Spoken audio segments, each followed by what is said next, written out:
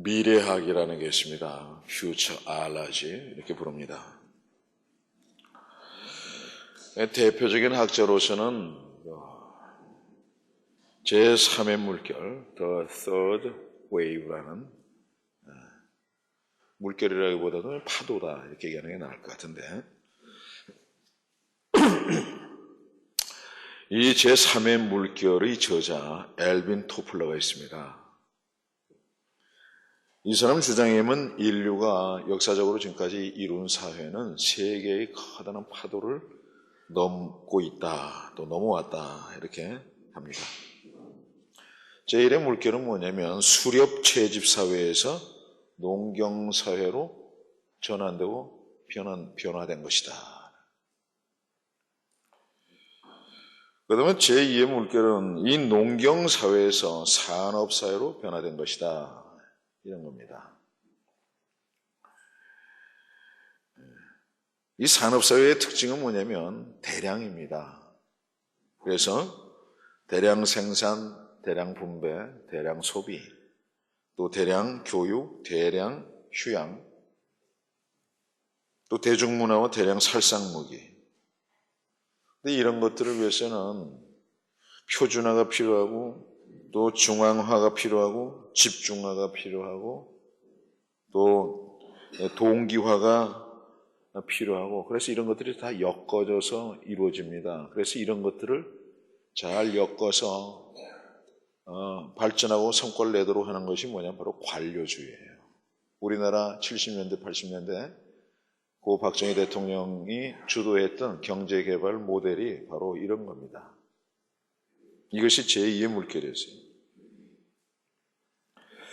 제3의 물결은 바로 이런 산업사회에서 정보화 사회, 또 정보사회로 변화되는 것, 이것이 바로 제3의 물결이다 이렇게 얘기합니다.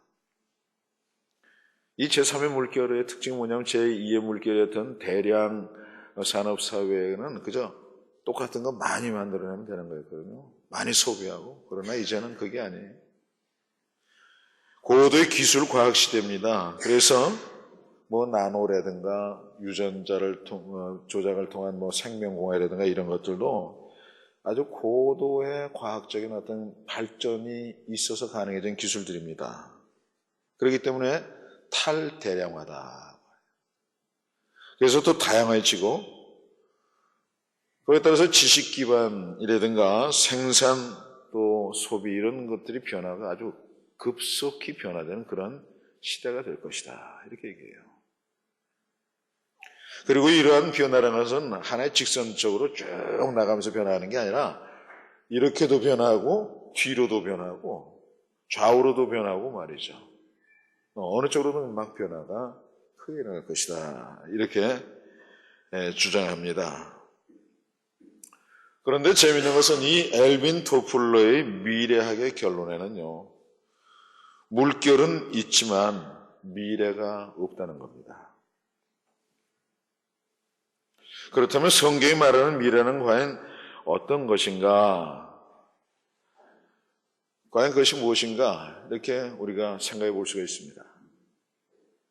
성경의 미래적 관점은 무엇이냐 이 말이에요. 성경의 미래적인 관점은 바로 종말론적입니다.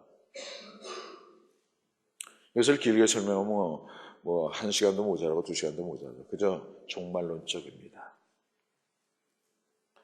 이것의 의미는 원래 이랬어야 하는데 뭔가 잘못돼가지고 저렇게 돼버렸다 그 말이에요. 그래서 그것을 고쳐서 원래의 모습으로 회복해야 한다는 것, 그런 의미입니다. 그렇게 하지 않으면 요즘 말로 개고생한다. 우리 가운데 그 같은 엄청난 고생, 고난이 있는 것이 바로 그와 같은 것이다.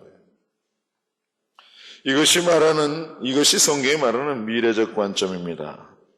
창세기 3장 17절로 19절을 보면 아담에게 이르시되 내가 내 아내의 말을 듣고 내가 너더러 먹지 말라 한 나무 실과를 먹었은즉 땅은 너로 인하여 저주를 받고 너는 종신토록 수고하여 그 소산을 먹으리라. 땅이 내게 가시덤불과 엉겅퀴를 낼 것이라. 너희 먹을 것은 밭의 채소인즉 내가 얼굴에 땀이 흘러야 식물을 먹고 필경은 흙으로 돌아가리니 그 속에서 내가 취함을 입었음이라. 너는 흙이니 흙으로 돌아갈 것이니라 하시니라. 여기에서 성경에서는요, 땅이 근본적으로 저주받은 이유가 무엇인가를 얘기하고 있습니다. 인간의 하나님의 말씀에 대한 불순종이 땅을 병들게 했다. 그리고 땅의 생명력에 저하를 가져왔다. 이렇게 얘기하고 있습니다. 그렇게 되니까 이 땅의 식물들도 독해졌어요. 그래서 가시와 엉겅퀴를 내기 시작했습니다. 갑자기 생긴 변종인 겁니다. 그때까지는 세상에 없었습니다.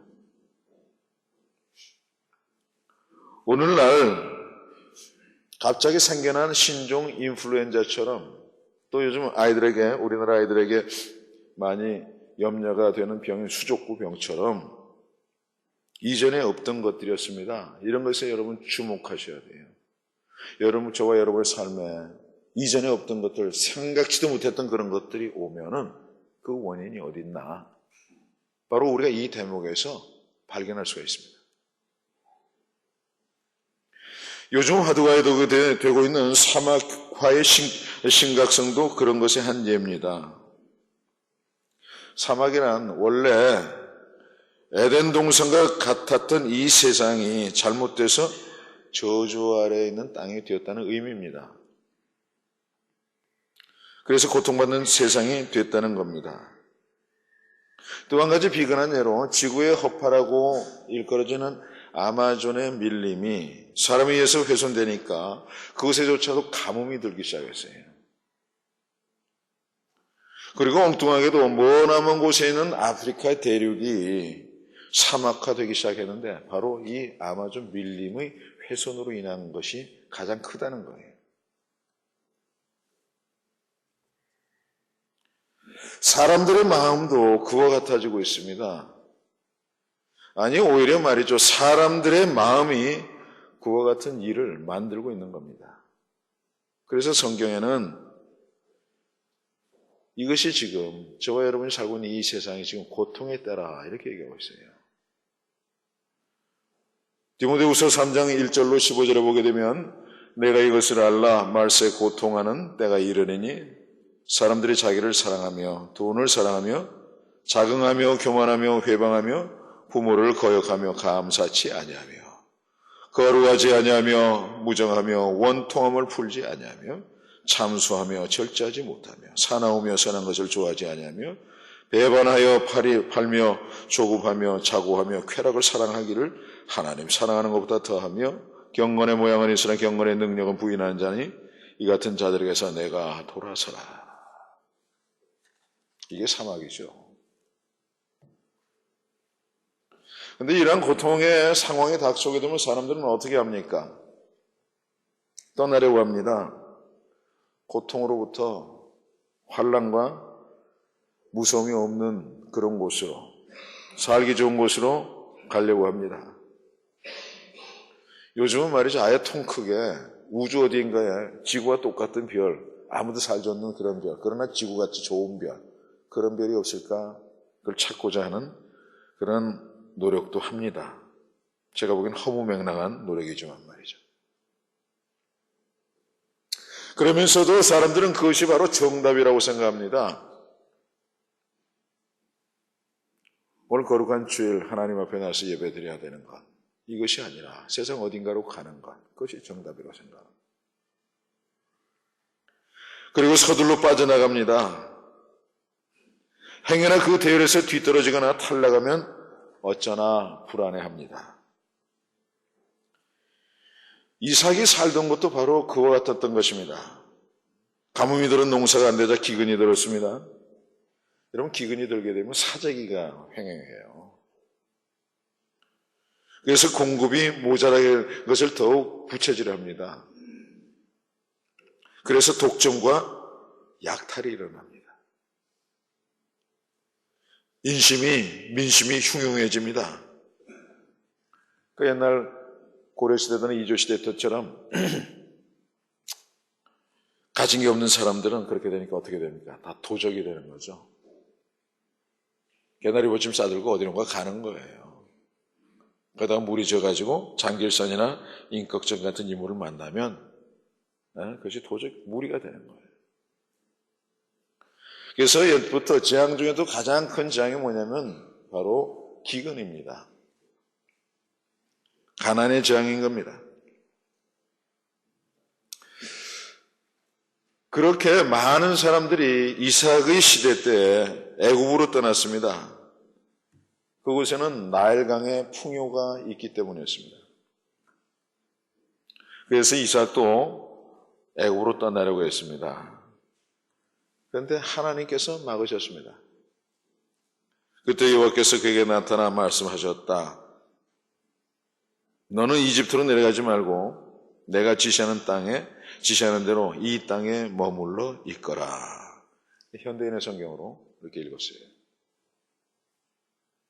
보다 좀 알기 쉽게 보면요. NIV 영어 성경에 보면 live in the land where I tell you to live 이렇게 되어 있어요. 내가 너희들로 살라고 한 바로 그 땅에 살아라 그 말이에요. 그러면서 약속을 하셨습니다. 이 땅에 유하면 내가 너와 함께 있어 내게 복을 주고. 두 가지 복이죠. 하나는 함께 하시겠다는 복이고요. 또 하나는 복을 주시겠다는 축복이에요. 그리고 그 복은 자손 만대에 이르는 미래적인 것으로 표현되어 있습니다. 이 땅에 유하면 내가 너와 함께 있어 내게 복을 주고 내가 이 모든 땅을 너와 내 자손에게 주리라. 내가 내 아비 아브라함에게 맹세한 것을 이루어 내 자손을 하늘의 별과 같이 번성케 하며 이 모든 땅을 내 자손에게 주리니 내 자손을 인하여 천하 만민이 복을 받으리라. 그러나 이 약속의 말씀은요, 미래적인 것에 여러분 국한되는 거 아닙니다. 현재적인 내용이기도 한 거예요.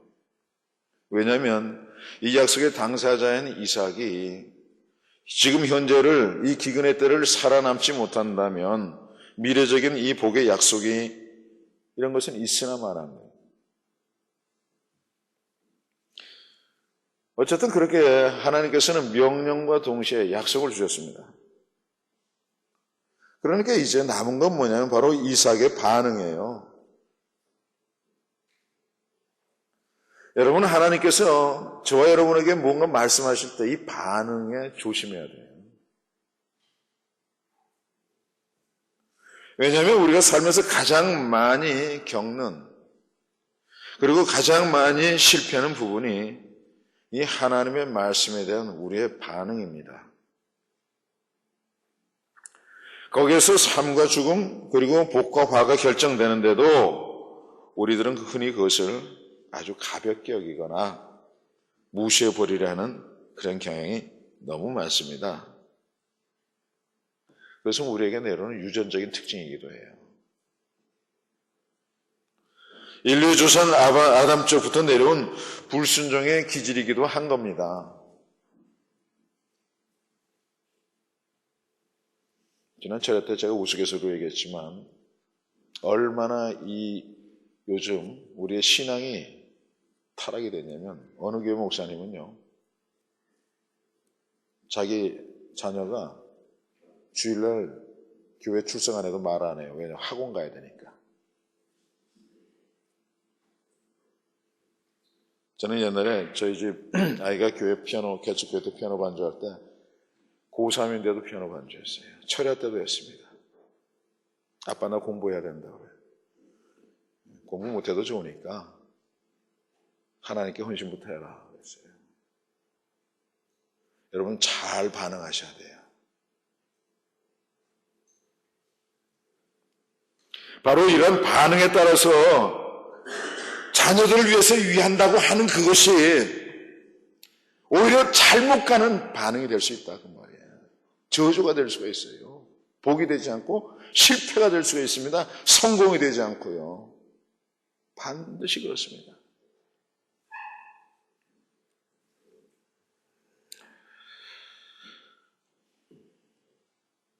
그런데 어쨌든 간에 현실은 다급하거든요. 다른 집 애들 다 하는데 우리 집에만 안 하면 안 되잖아요. 다른 사람들 다 기근을 피해서 어디에 도망가는데 뒤떨어지면 안 되고 탈락하면 안 되잖아요. 한참 송도 신도시가 있을 때 그곳에 간다고 뭐 이 동네 난리도 아니었어요. 많이들 갔죠. 거기 가서 살아봤자 불행한 사람들 많더라고요. 근데 요즘은 또 로또, 청라도 거기 또 그냥 전전긍긍하는 거예요. 막 그런 식으로 현실은 다급하다 이거예요. 뭔가 서둘러 결단을 내려야 할 것처럼 보이는 겁니다.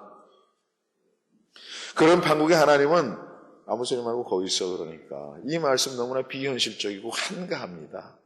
그리고 황당해 보이기까지 해서 선뜻 동의하기 어렵습니다. 그런데 하나님께서는 양보가 없으십니다. 불문곡지기 이삭에게 애굽에 내려가지 말고 그곳에 그냥 머물러 있으라. 옛날 신앙, 순수한 신앙, 하나님 처음 만났던 그 사랑의 신앙 그대로 있으라. 뭐 이상하게 무슨 문화적 코드로 해서 뭐 이렇게 저렇게 애굽의 풍요,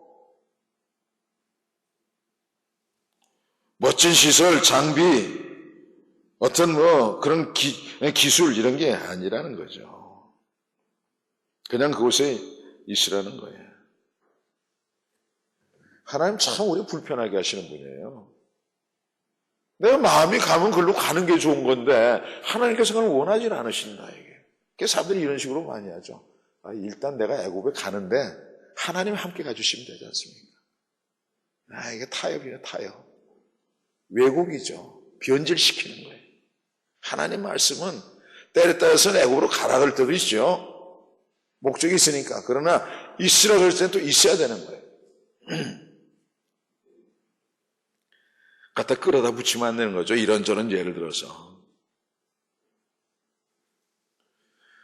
그러니까 하나님의 이 말씀, 이삭을 불편하게 하는 이 말씀, 이삭이 과연 이것을 택하는 게 쉬운 일이겠느냐? 여러분이라면 어떡하시겠어요?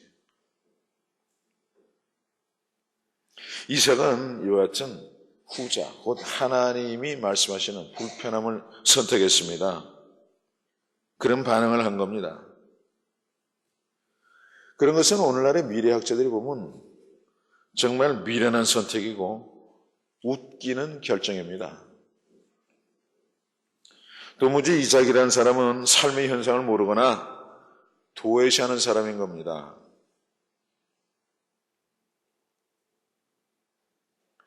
저와 여러분 같은 이 성도란 사람들은 바로 그와 같은 사람이어야 되는 거예요.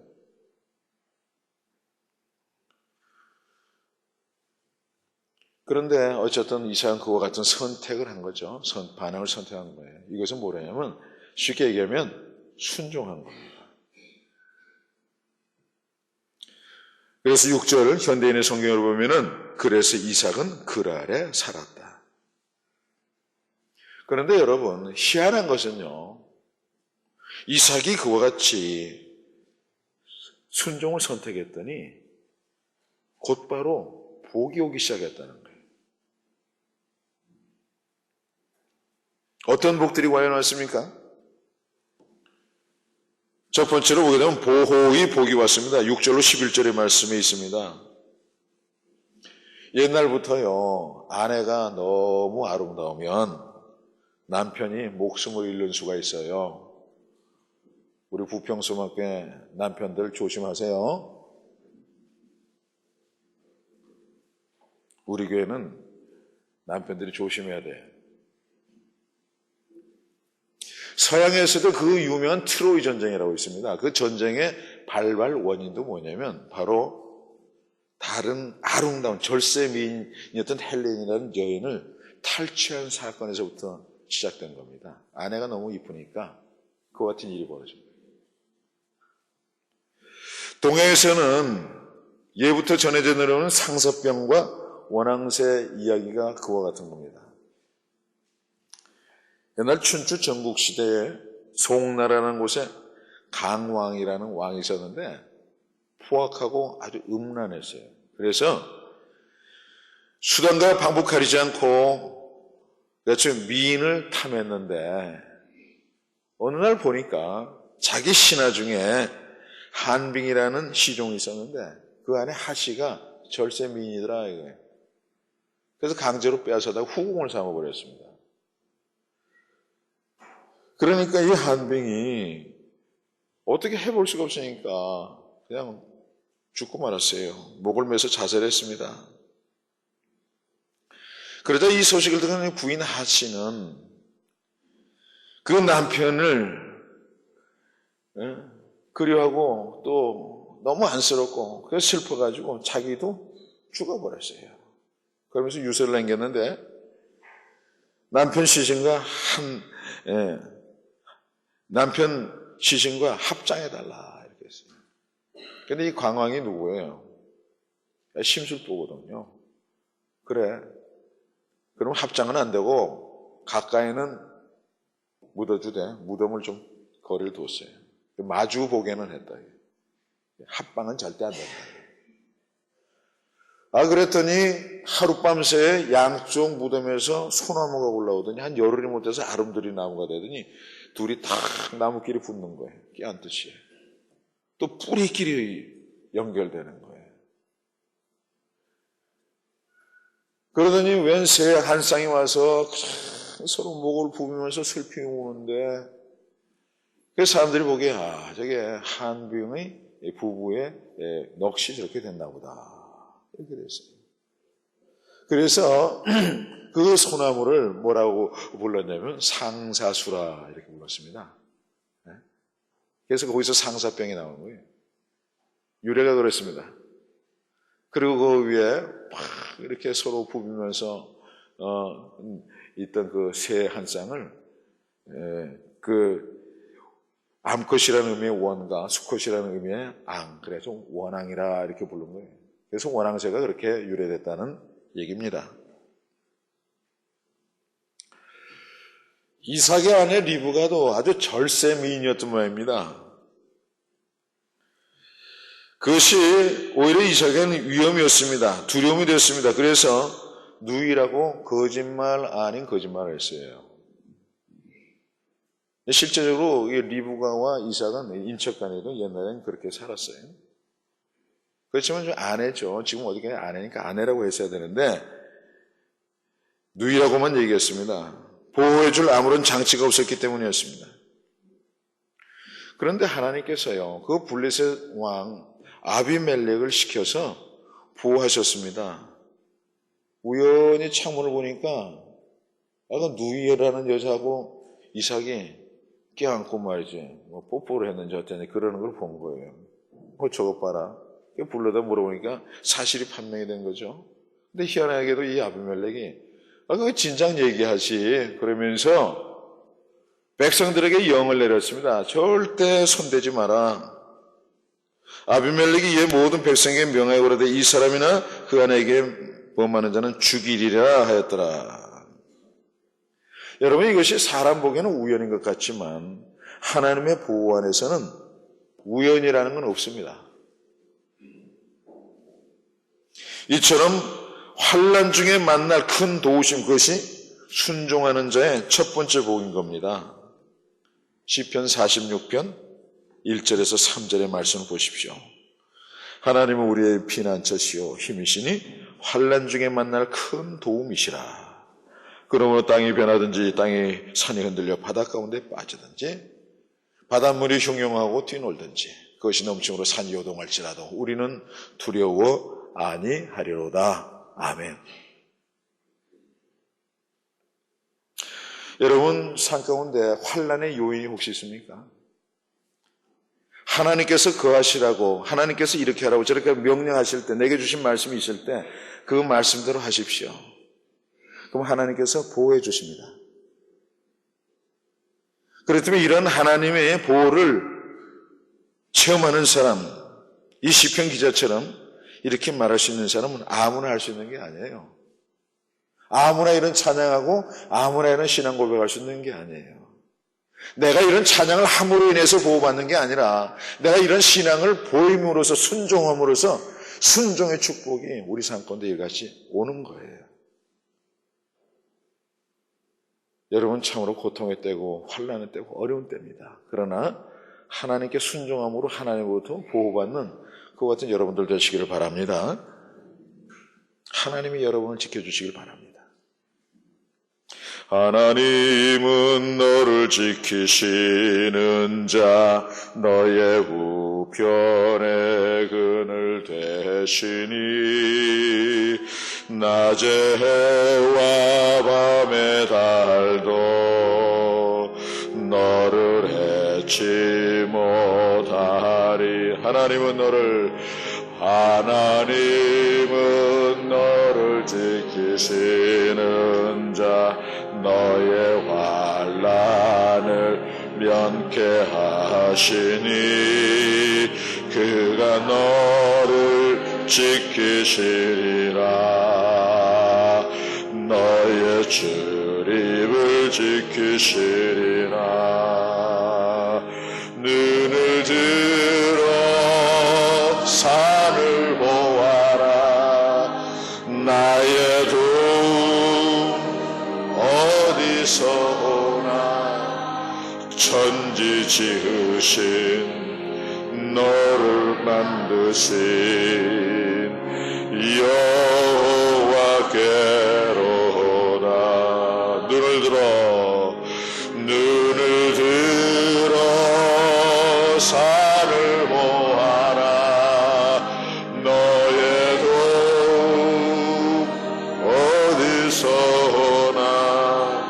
천지 지으신 너를 만드신 여호와께로다.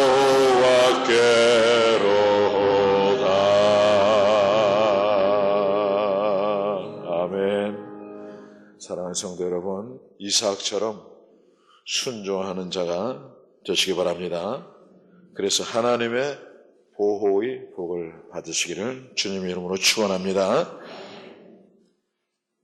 두 번째로 받은 복은 100배의 결실이에요. 12절에서 14절의 말씀입니다. 이 족장들 가운데요, 유일하게 농사 지은 사람이 바로 이삭입니다. 원래 이스라엘 백성은 유목민이에요. 양치고 가축 지는 사람들이에요.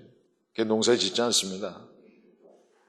그런데 유일하게 기근이 오니까 농사를 지었더니 100배의 소출을 올렸다.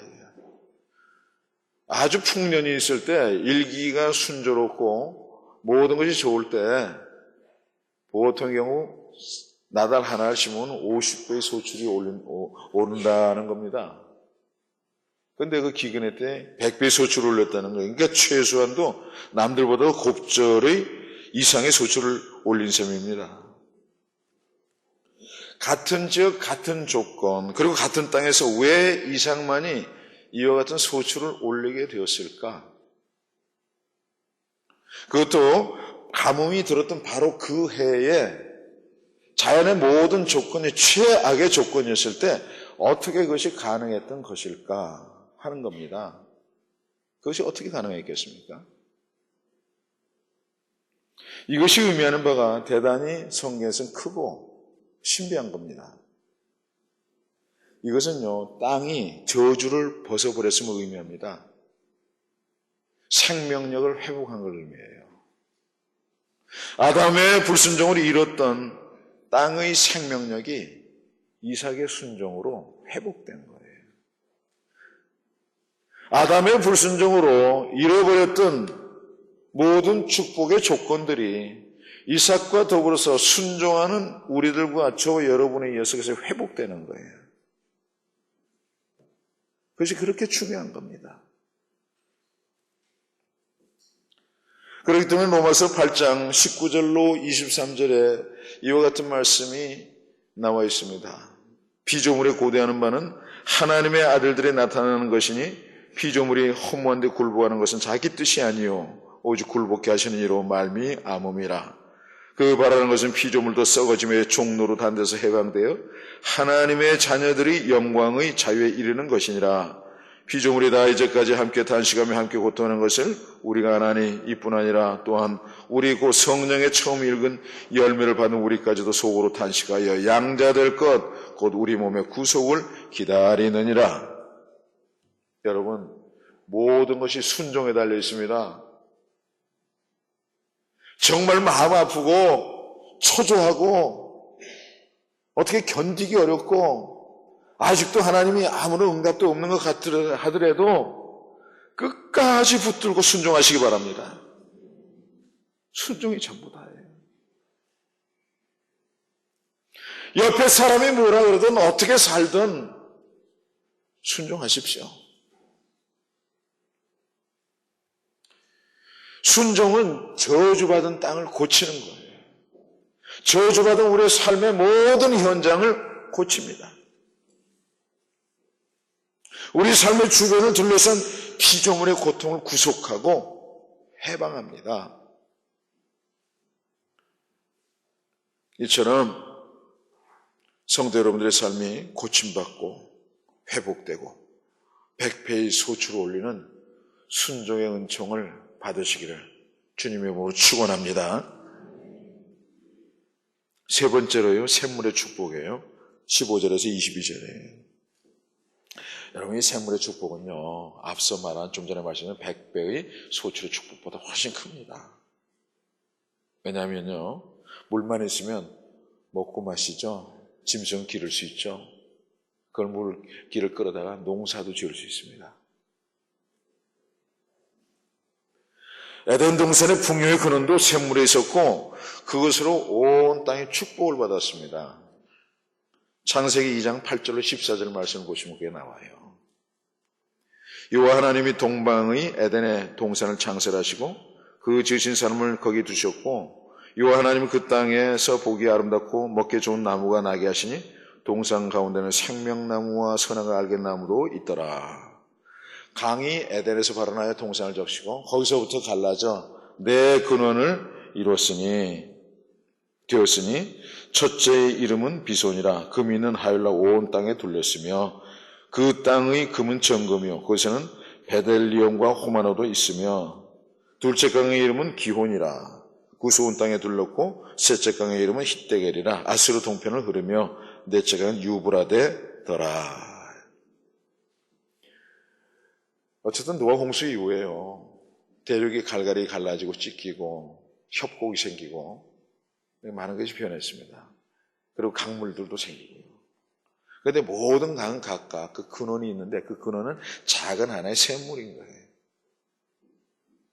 거기서 출발합니다. 그런데 그 전 창조시대 때는요, 이 에덴에서 출발한, 에덴에 가는 작은 샘물에서 출발한 강이 온 땅을, 온 세상을 적시었다, 이렇게 말씀하고 있습니다. 이삭에게 100배의 소출이 있은 후에 그 땅 주민, 그랄의 원주민들이 이삭의 강성을 두려워하기 시작했습니다. 그래서 이삭에게 떠나달라고 그랬습니다. 떠나고 나서 어쩌려고 그랬던 것일까 생각해 보니까 그 토지가 100배나 올렸으니까 그거 뺏으려고 그러지 않았나, 이런 생각도 우리가 해볼 수 있죠. 아마 그랬을 수도 있습니다. 그래서 이삭은 또 다른 메마른 쪽으로 이동했습니다. 그러나 그가 가는 곳마다 샘물을 파니까 땅의 생명력이 부활이 되면서 샘이 터지는 거예요. 순종이란 이처럼 큰 축복의 복원 또 회복을 가져다 주는 거예요. 그렇게 샘물이 터질 때마다 그 사람들이 또다시 찾아와서 소유권 주장하면서 샘물을 메어버렸는데 그때마다 이삭은 그걸 양보하고 다른 곳으로 옮겼습니다. 그러다가 마침내 르호봇이라는 곳에 이르러서 다시 샘을 팠더니 또다시 샘물이 쏟았고 비로소 다툼이 그쳤다, 이렇게 되어 있습니다. 르호봇이라는 것은 장소가 넓다는 뜻입니다. 이에 이삭은 이제는 여호와께서 우리의 장소를 넓게 하셨으니 이 땅에서 우리가 번성하리로다 하였더라 하면서 기뻐했습니다. 그런데 이삭은 왜 그동안 줄창 양보만 했던 것일까요? 22절이 그에 대한 답을 줍니다. 여호와께서 하셨으니. 여호와께서 우리의 장소를 넓게 하셨으니. 전 여호와께서 하셨으니 그게 답이에요. 무슨 말씀이냐면 이삭이 양보한 것은 땅이고 우물일 뿐이었지 그의 축복의 근원이신 여호와 하나님은 포기한 적이 없습니다. 불순종이라는 것은요, 여러분 순종의 대상을 포기하는 걸 얘기해요. 반면에 순종은 순종의 대상을 포기하지 않는 걸 말하는 겁니다. 그러니까 성도 여러분들의 축복의 샘이 마르지 않기를 바라시거든 하나님께 순종하기를 포기하지 마시기 바랍니다. 본다는 문제는 대단히 중요한 문제죠. 눈으로 본다. 특히 미래에 관련해서 그랬습니다. 어떻게 보느냐, 어떻게 보여지느냐, 어떻게 보고 어떻게 행동하느냐에 따라서 그 사람 운명, 또 한 민족의 운명, 한 가정의 운명, 이 모든 것이 결정됩니다. 언젠가 설교 시간에 말씀드렸던 예화인데요. 에콰도르라는 곳이 있죠. 남미에 가면 곳에 밀림이 울창했는데 그 밀림 한가운데 비행장이 하나 있었습니다. 그런데 그 비행장에서 세스나 작은 비행기에 사람도 타고 그 다음에 짐도 조금 싣고 해가지고 비행기가 이제 활주로 달리기 시작하는데 아주 힘겹게 달려요. 근데 조종사 딱 하고 그다음 이제 손님이 부조종사에 앉았어요. 딱 두 사람이 타고 있었는데 이 손님이요 승객한 사람이 아주 겁먹은 채로 앉아 있었습니다. 조종사는 조절판을 잔뜩 열어가지고 레귤레이터라고 그래요. 저기가 막 우리가 그 엔진 엑셀 밟듯이 최대한으로 막 속력을 막 높이면서 막 활주로를 달려가고 있었어요. 그런데 그 활주로 저 끝에 보면 그 밀림이니까 산 같은 나무들이 쫙 서 있는 거예요. 근데 비행기는 그냥 그 밀림을 해서 나무를 해서 달려가는 거예요, 이게. 그러니까 옆에 앉은 승객이 겁이 난 거예요. 아니, 이 사람 이거 뭐 하는 거야, 이거? 저가 또 박으려고 그러나? 근데 이 사람이 비행기에 조금 알아요. 이게 문제가 뭐냐면 아는 게 문제, 조금 아는 게. 네? 무슨 뭐가 사람 잡는다 그러잖아요? 이단이 그래서 생기는 거예요. 쥐꼬리만큼 하는 거 가지고 그거 갖다 성경을 관통했다고 막 그래. 성경이 사실은 쉬운 건 아니거든요. 쉽게 얘기해 줍니다. 쉽다 이게. 거기 갔더니 이게 다른 교회에서 듣지 못했던 희한한 말씀을 들었다. 그 희한한 게 그게 문제. 제가 늘 말씀드리잖아요. 세상에서 제일 무서운 사람이 누구냐면 딱 평생 책 한 권 본 사람. 네? 이거 한 권 보고 전부 인성을 해서 그래. 답답하죠. 이게 조금 아는 거예요.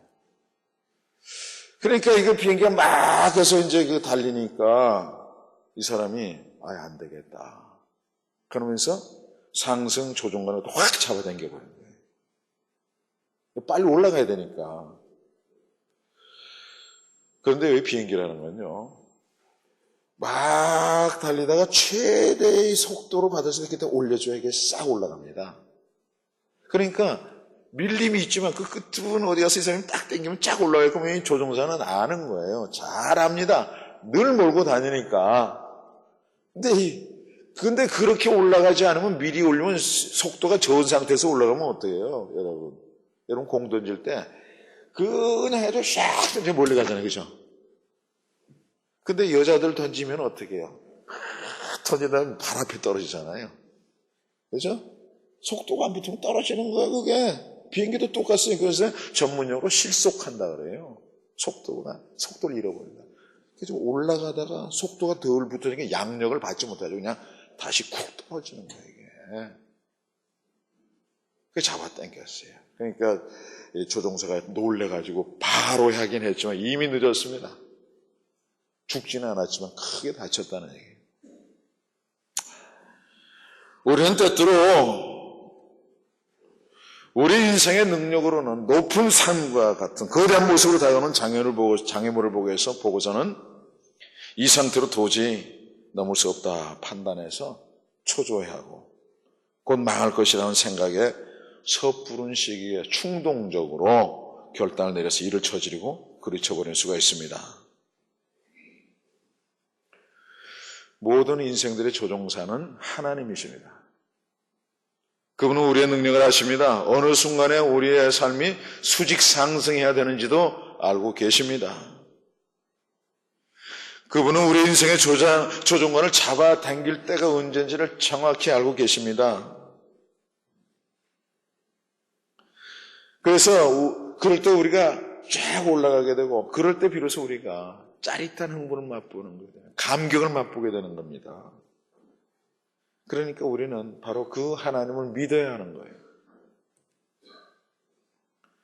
그런데 지레 겁먹은 승객처럼 사는 사람들이 있습니다. 이런 사람들은 인생의 조종관을 결단코 하나님께 맡겨두지 않습니다. 계속 자기가 조종관을 잡고 있습니다. 여러분 어떤 문제가 생기면요, 이리저리 조종관 땡기시 막 하지 마시고 먼저 하나님께 와서 물으세요. 하나님께 와서 기도하세요.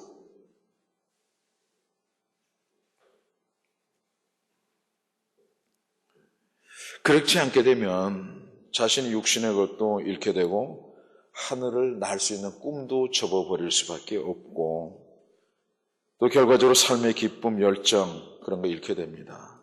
이런 사람은요, 자기가 자기의 최대의 적이 되는 겁니다. 그래서 하는 일마다 실패하는 거예요. 여러분 이삭 보세요. 하나님이 하시도록 두잖아요. 아브라함과 이삭, 야곱 이 세 족장 중에 이삭이 가장 편한 인생을 살았어요. 왜요? 순종하는 삶을 살았어요. 조종을 하나님께 맡겼으니까요.